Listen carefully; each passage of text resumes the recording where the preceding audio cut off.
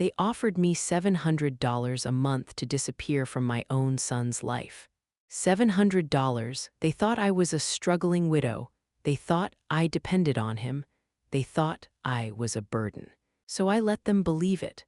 I let them talk about their money. I let them calculate my worth.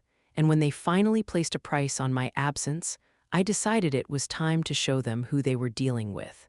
Because sometimes the quietest woman at the table is the one you should never underestimate.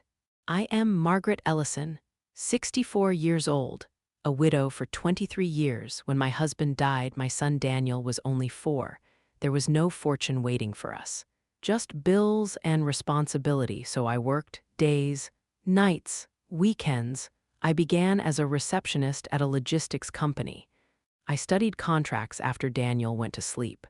I climbed slowly, position by position. Daniel grew up believing we lived simply because we had to. He never asked how much I earned, and I never told him. Not because I was ashamed, but because I wanted him to build his own strength without leaning on mine. 2 years ago, he married Claire. She was raised in comfort. Her parents were, in his words, very successful, which usually means wealthy. One evening, Daniel called me and said, Mom, Claire's parents are visiting this weekend. We're having dinner on Saturday. I told them, you work in an office and live simply. "That sounds accurate." What he didn't know was that I am now a regional director at that same company. I oversee multiple territories. I manage multi-million-dollar contracts. I earn approximately $45,000 per month, and yet I still live in my small apartment because peace matters more than display. It was held at an elegant restaurant, white tablecloths, crystal glasses, soft lighting.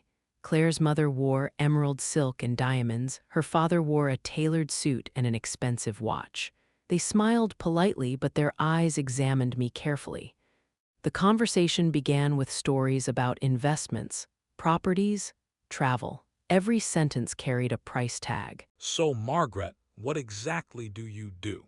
I manage administrative work, organizations, paperwork. Is it difficult living alone at your age? I manage just fine. Well, everyone gives their children what they can. I said nothing because when people think you are beneath them, they become honest. Dessert, Claire's mother leaned forward and said, "There is something we have been discussing. Young couples need freedom and stability. We would be happy to provide you with a modest monthly allowance. $700 in exchange, perhaps you could allow Daniel and Claire to focus on their future without unnecessary responsibility." Mom, How much is my absence worth to you? That is not what we meant, but it is what you offered. I reached into my handbag and placed my business card on the table. Margaret Ellison, Regional Director, International Operations. I began as a receptionist when Daniel was 4.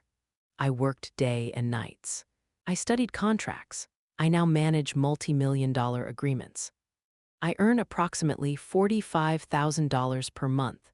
I live modestly because I choose to. I stayed in my apartment because it holds memories. I carry this bag because it still works. I do not measure my worth by display, but tonight you measured me. Mom, why didn't you tell me? Because I wanted you to become strong on your own. I did not want my success to become your safety net. I thought you needed help. I never needed money. I needed respect. I am so sorry. Intentions do not erase impact.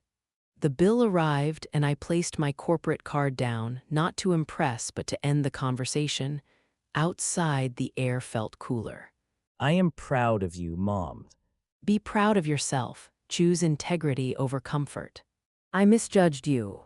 Yes, and I hope you reflect on why. They tried to pay me $700 a month to stay away, but you can't put a price on a lifetime of sacrifice. And sometimes, the strongest person in the room is the one everyone ignores. That night, my son finally saw me.